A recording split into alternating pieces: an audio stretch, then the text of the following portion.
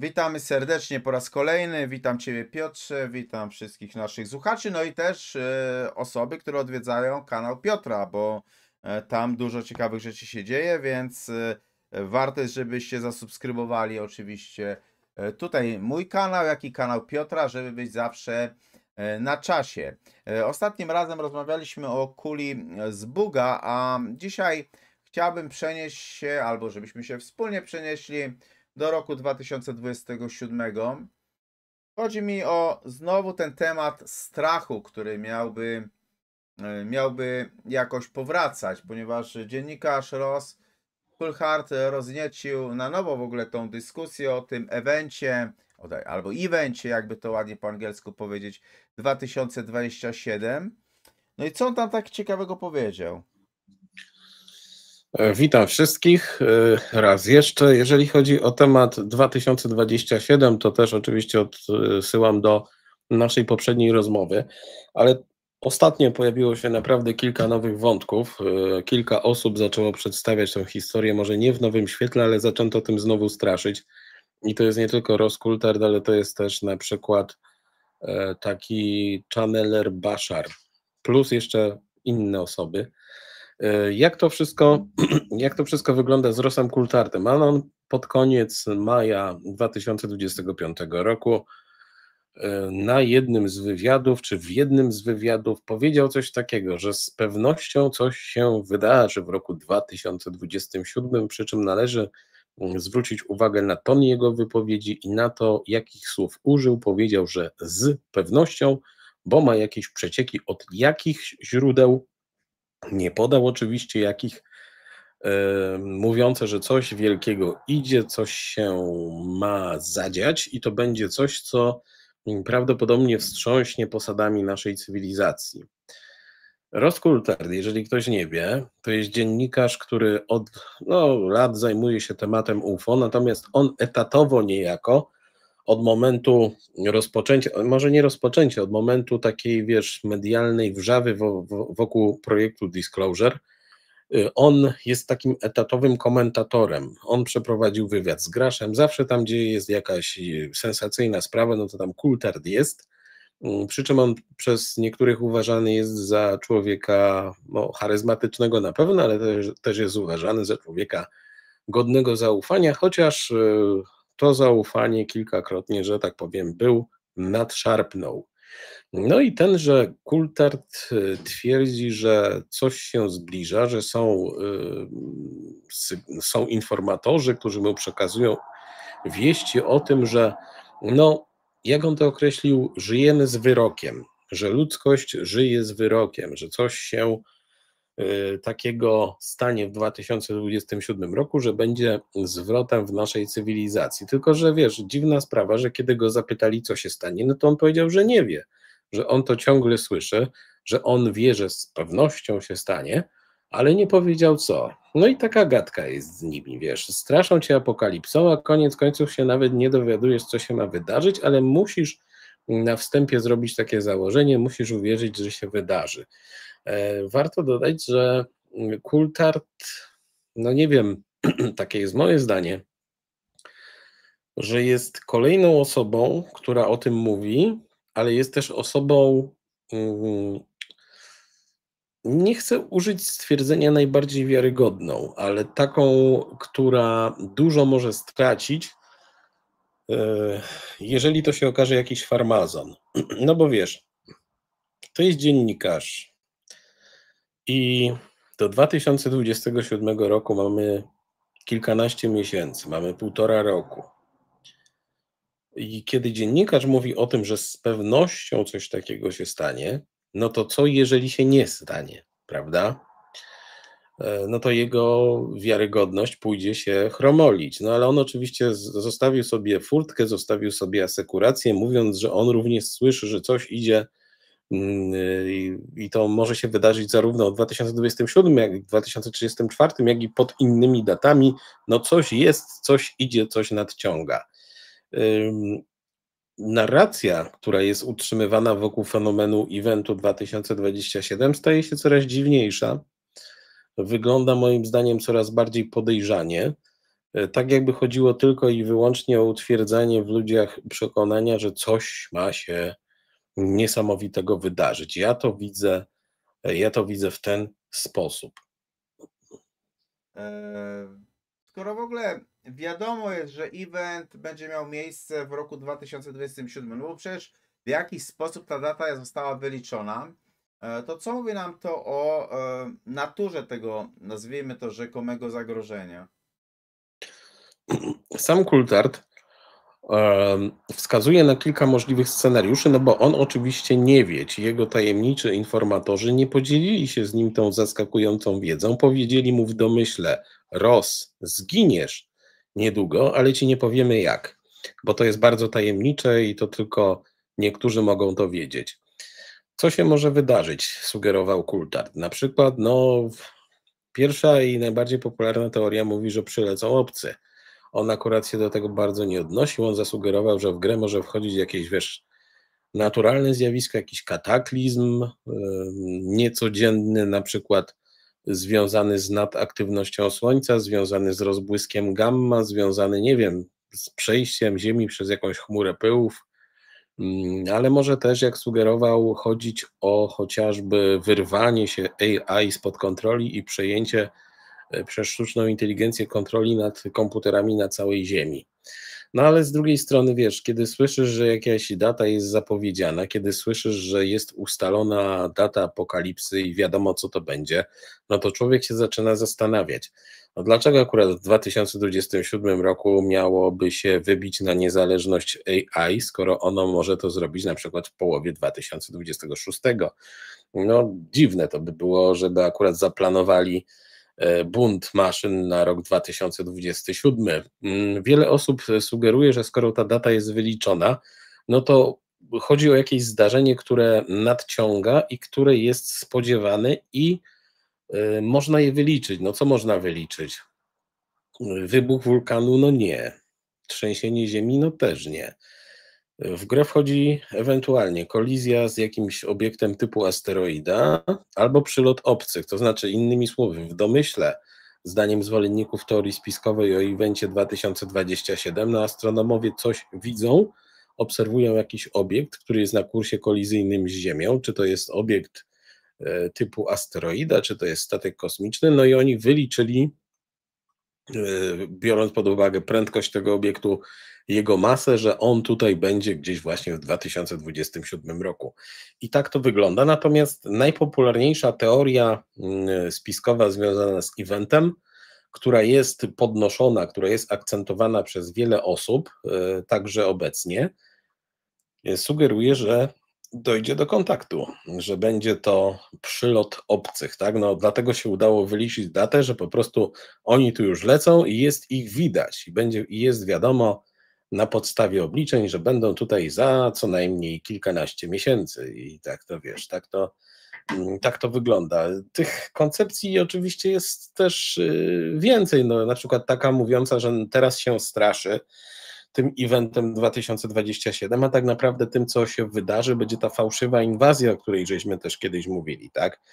Czyli to będzie wielka prowokacja, która będzie miała na celu zasianie strachu w umysłach ludzi i poprzez tą prowokację, poprzez to sztuczne przybycie obcych, jakoś tam dojdzie do przetasowań na arenie międzynarodowej, czy na przykład dojdzie do ujawnienia się NWO. Także na dobrą sprawę nikt nic nie wie, ale się już wszyscy boją. Mhm. Czy mógłbyś w ogóle przypomnieć, kto i w ogóle co na ten temat mówił wcześniej w tej kwestii? Co mówiono, to już w zasadzie powiedziałem, bo to nic nowego, żadnych tam nowych koncepcji nie ma. Natomiast o tym mówiło bardzo wiele osób. Począwszy prawdopodobnie od roku 2023, wtedy też pojawiają się pierwsze odnotowane, zarejestrowane wypowiedzi takiego ex-agenta CIA Johna Ramireza, który mówi, że no, władza i służby przyglądają się tej dacie, przyglądają się właśnie 2027, bo się coś ma wydarzyć. Potem powtarzają to kolejne osoby i kolejne. Mamy na przykład tego osławionego Luisa Elizondo, który też mówi, że coś się wydarzy, ale on nie może powiedzieć co. Mamy swego czasu kilka osób, kilku blogerów, wideoblogerów, youtuberów, do których zgłaszają się informatorzy mówiący, że będzie miało miejsce coś w tym 2027 roku. I ci blogerzy sugerują, że to właśnie będzie związane z kosmitami. Potem pojawia się taki wynalazca, naukowiec powiązany z wieloma awangardowymi projektami, Salvatore Pais, który mówi to samo, tak? Idzie coś, co sprawi, że ludzkość będzie musiała zweryfikować to i owo, będzie musiała inaczej spojrzeć na swoją przyszłość i na współpracę między narodami. I te osoby, które się wypowiadały do tej pory na temat 2027 roku, no one z jednej strony, tak jak już mówiłem, no, mówią jednym językiem, językiem strachu i przestrogi, czyli że coś się wydarzy, no ale nie mówią co konkretnie. Nie mówią co konkretnie i to już, wiesz, powinno wzbudzać w jakiś sposób Powinna się lampka niepokój. zapalać. Tak, albo powinno zapalać czerwoną lampkę, no bo do jakiego stopnia można człowiekowi wkręcać kit, prawda? I dlatego też jestem trochę zdziwiony tym, co mówi Coulthard, no bo facet rzekomo utrzymuje kontakt z wieloma tajnymi informatorami. No i sam sobie wyobraź, no zgłasza się do ciebie ktoś i mówi: słuchaj, Arturze, będzie koniec świata, ale nie panikuj, za 2 lata będzie koniec świata, ale nie mogę ci powiedzieć, bo to jest tajne. No to po co, to po co mówisz? Po co w no? ogóle temat zaczynasz? Tak, to po co temat zaczynasz? To albo wiesz, albo nie trój po prostu, prawda? Także ja myślę, że to jest prowokacja jakaś prowokacja, no tylko po co? Kto by sobie w ogóle zadawał trud, żeby coś takiego robić? To też trzeba zadać takie pytanie, ale myślę, że ta teoria nabiera rozmachu, to znaczy się, jak teraz powiedział Coulthard na ten temat i kilka innych osób, w tym Bashar, no to ciekawe, kto będzie następny, prawda? I czego się dowiemy, bo to też następuje takimi rzutami, jeżeli chodzi o te pogłoski na temat 2027 roku, że to one tak okresowo co kilka miesięcy się aktywują, pojawiają, chociaż nie mamy tutaj nic nowego.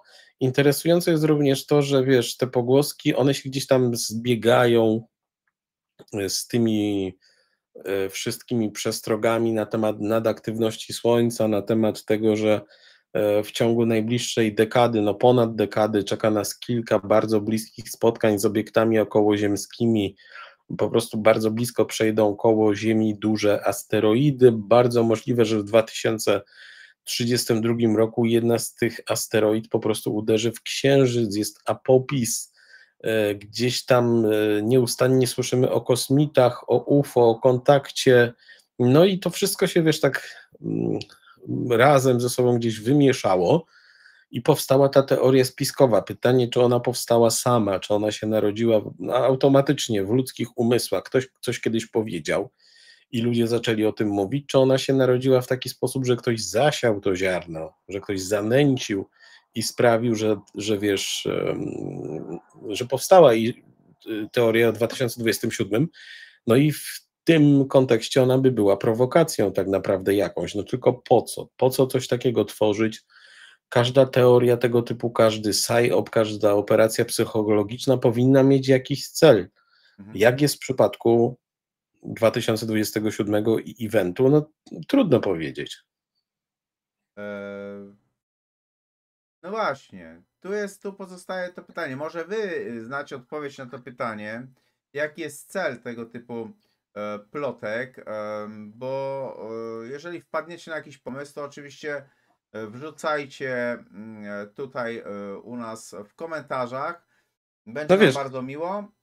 Wiesz, no można próbować odpowiedzieć na to pytanie zawsze, że to jest po prostu prowokacja internautów, że ktoś wymyśla takie rzeczy, bo to nie jest wcale takie trudne, jak się wydaje, wiesz.